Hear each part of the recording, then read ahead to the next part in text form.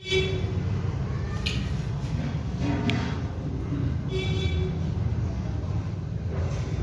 ونصلي على رسوله الكريم اما بعد اعوذ بالله من الشيطان الرجيم بسم الله الرحمن الرحيم وان تصبروا وتتقوا فان ذلك من عزم الامور صدق الله العظيم وصدق مولانا العلي العظيم ونحن على ذلك من الشاهدين والشاكرين الحمد لله رب العالمين والصلاة والسلام على سید الانبیاء والمرسلین وعلى آلہ وصحبہ الطیبین الطاہرین۔ عزیزان گرامی، اس وقت میں سارے ہندوستان میں مسئلہ موضوع بحث بنا ہوا ہے بابری مسجد کا فیصلہ، اور اس وقت میں پوری حکومت، اس کی انتظامیہ، ہماری تنظیموں کے سربراہان اور ان کی تنظیموں کے سربراہان اور بدھ جیوی، دانشور اور سماج کا ہر طبقہ اس امر پر کسی نہ کسی حیثیت سے گفتگو کر رہا ہے، اور کرنی بھی چاہیے، اس لیے کہ پورے ملک کے وقار کا اور پورے ملک کی جوڈیشری اور اس کی اس ملک میں کیا اہمیت ہے، اور اس جوڈیشری کو اس ملک میں لوگ کس حیثیت سے، کس اس سے نگاہ دیکھتے ہیں، قدر و منزلت کرتے ہیں، یہ سب موقوف ہے اس فیصلے کے بعد ہونے والے حالات، واقعات اور ملک کی صورتحال پر۔ اور صرف ہندوستان ہی نہیں بلکہ پوری دنیا اور وہاں کی حکومتیں اور وہاں کے سمجھدار، دانشور اور سیاستدان اس فیصلے کی طرف بہت اہمیت اور عظمت کے ساتھ دیکھ رہے ہیں کہ کیا ہونے والا ہے، اور اس کی وجہ صرف اور صرف یہ ہے کہ یہ دو کمیونٹی کے آپس کے تعلقات کی نسبت سے اور آستھا اور عقیدت کی نسبت سے جڑا ہوا سوال ہے۔ جہاں تک ہمارا موقف ہے یعنی مسلمانوں کا، تو ہمارے یہاں جناب رسول اللہ صلی اللہ تعالیٰ علیہ وسلم نے ارشاد فرمایا کہ جس جگہ کو مسجد کے لیے انڈر باؤنڈری طے کر دیا جائے کہ اتنا حصہ آج سے اللہ کی عبادت کے لیے میں وقف کرتا ہوں، یا مسلمان قوم مل کر کے اس کو خرید لے اللہ کے گھر کے لیے، تو وہ انڈر باؤنڈری جو حصہ ہے جس میں عبادت کی جائے گی، اب وہ حصہ آج اس نیت سے لے کر اور قیامت کے وقوع تک مسجد ہی رہے گی، حتیٰ کہ اس کے اوپر آسمانوں تک کا خلا۔ ایسا نہیں کہ آپ نے 2 منزل مسجد بنائی اور 3 منزل برابر سے پلرز اٹھا کر اور اس کے بعد اس پر فلیٹ بنا دیے، نہیں، اجازت نہیں۔ قیامت تک مسجد ایک ہونا ہے موقف، نظریہ، عقیدہ، ایک ہے انصاف اور قانون۔ تو نظریہ تو مسلمان قوم کا یہ ہے، 1952 سے اب تک ہر مقدمے میں مسلمانوں نے، دانشوروں نے، مقدمے کے پیشکاروں نے، ہر دور میں علماء اور فقہا نے یہی کہا کہ بابری مسجد تھی، ہے، اور ہمارے نظریے اور عقیدے کے اعتبار سے وہاں وہ جگہ مسجد ہی رہے گی۔ اب آگے مسئلہ آتا ہے لا کا قانون۔ تو قانون 2 طرح کا ہے، یعنی فیصلہ جو آتا ہے، ایک فیصلہ آتا ہے کورٹ آف لا اور ایک فیصلہ آتا ہے کورٹ آف جسٹس۔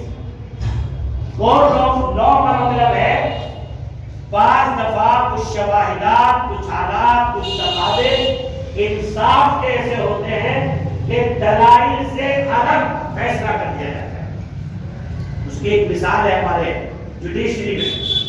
افضل گرو کو جب پھانسی لگائی گئی تو اس وقت کے وکیل نے یہ لکھا، وہ جج نے لکھا کہ ویسے تو ثبوت و شواہد نہیں ہے، لیکن کروڑوں ہندوؤں کی آستھا کا سوال ہے، اس لیے پھانسی دینے کا فیصلہ کرتا ہوں، پھانسی دے دی، جسے کہتے ہیں کورٹ آف لا۔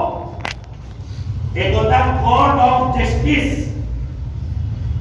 انصاف کی بنیاد پر جس کا تقاضا ہو وہی دیا جائے، کسی کے حق میں آئے، کسی کے خلاف آئے، کسی کی آستھا کے خلاف ہو، کسی کی آستھا کے موافق ہو، اس سے کوئی بحث نہیں۔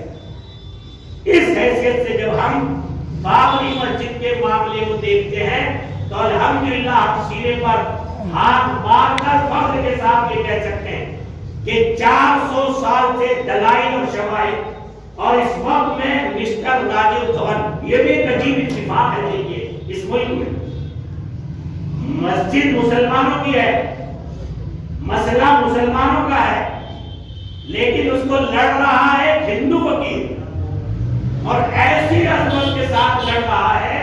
شاید ہمارا آدمی اتنی محنت نہ کر پاتا۔ جج گواہ ہے کہ کمال کا آدمی ہے، کیسے کیسے شواہد اور دلائل نکال کر کے لا رہا ہے۔ میں حیران ہوں راجیو دھون، اور اس اتنی لمبی محنت کے سلے میں آپ کو آج یہ سن کر شاید تعجب ہوگا، اور میں اس کو بہت ذمہ داری کے ساتھ کہہ سکتا ہوں، میں خود اس کانفرنس میں شریک تھا جس میں مسلم پرسنل لا بورڈ کے ایک بہت اہم ذمہ دار نے طالب رحمانی صاحب نے یہ کہا کہ آپ کو تعجب ہوگا کہ مسٹر راجیو دھون غیر مسلم ہے، ہندو ہے، اور بڑھاپے کی عمر میں ہے، اور اتنے مضبوط طریقے سے مسلمانوں کا پکش اور بابری مسجد کا پکش پیش کیا ہے کہ جج حیران ہے۔ لیکن اس پوری مدت کار میں مسلم پرسنل لا بورڈ اور جمعیت علماء ہند کا مشترکہ وکیل ہونے کی حیثیت سے 1 روپیہ راجیو دھون نے کسی بھی تنظیم سے نہیں دیا ہے۔ دیکھیے آپ اس شخص کی قربانی، ورنہ تو کروڑوں روپے بن جاتے اس کے، کروڑوں، جس انداز کا مقدمہ تھا، لیکن 1 روپیہ بھی نہ جمعیت سے اور نہ مسلم پرسنل لا بورڈ سے کسی سے نہیں لیا۔ جو پیسہ خرچ کیا گیا وہ دوسرے پینلز پر کیا گیا، لیکن مسٹر راجیو دھون نے 1 روپیہ نہیں دیا، بالکل مخلصانہ۔ تو بھائی تمام دلائل اور شواہد کی بنیاد پر جس انداز سے پیش کیا گیا ہے وہ تو مسئلہ ہے کہ فیصلہ ہمارے ہی حق میں آئے، لیکن اگر وہ مسئلہ ہو جو میں نے آپ کو بھی مثال دی، اس کے ہمارے اوپر کوئی ذمہ داری نہیں ہے، ہمارے ہاتھ میں نہیں ہے، حکومت ہمارا اقتدار نہیں ہے، لیکن بہرحال حکومت تو ہماری ہے، اس کو چاہیے کہ یہ فیصلہ جیسے بھی آئے، نظریہ تو وہ ہے جو میں نے آپ کو بتایا،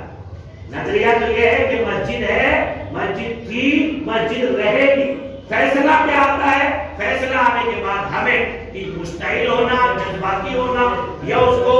توڑنے موڑنے کے لیے ملکی حالات اور ملکی امن کو آگ لگا دینا، اس کی بالکل اجازت نہیں ہے۔ ہماری ساری قیادت میں چاہے وہ چھوٹے ہوں بڑے ہوں، کسی بھی انداز کے لوگ ہوں، اور وہاں سے بھی RSS کے چیف اور ذمہ داروں نے ہمارے مسلمانوں کے ساتھ اپنے جو صحافی ہیں، دانشور ہیں، طبقہ علماء ہیں، تنظیموں کے سربراہ ہیں، اور ہماری پولیس پرشاسن اور اس کی انتظامیہ، یہ بھی گاؤں میں جا کر کے اس بات کے لیے پورے ملک کو ایگری کر رہی ہے کہ اس فیصلے کے بعد جو حالات اور واقعات ہوں اس سے مسلمانوں کو، ہندوؤں کو سب سے پہلے، اگرچہ اس پر بہت اعتراض رہا کہ پرشاسن سب سے زیادہ علماء کے پاس، مسلمانوں کے پاس، مدرسوں ہی کے پاس کیوں آ رہی ہے، کیا یہی سب سے زیادہ فسادی ہے؟ لیکن نہیں، جب آپ تھوڑا سا اوپر آگے دیکھیں گے تو ان کے یہاں بھی اس انداز کی فکریں ہیں، اور RSS نے یہ کہا ہے کہ اگر ہندوؤں کے حق میں فیصلہ آتا ہے تو گھر سے باہر کسی کو چراغا کرنے، جشن منانے یا کسی کو واویلا کرنے کی بالکل اجازت نہیں ہوگی۔ ملک کے وقار اور اس کے امن کو اور انسانیت کو اور ہندو مسلم بھائی چارے کو، چونکہ یہاں ہم صدیوں سے ایک ساتھ رہتے آئے ہیں، رہیں گے اور رہتے رہیں گے، اس لیے کسی فیصلے کی بنیاد پر اس کو سبوتار کرنا اور اس کو برباد کرنا یہ نہ دانش مندی کی نشانی ہے، نہ یہ ملک کے ہت میں ہے، نہ یہ مسلم کے ہت میں ہے، نہ یہ ہندوؤں کے ہت میں ہے۔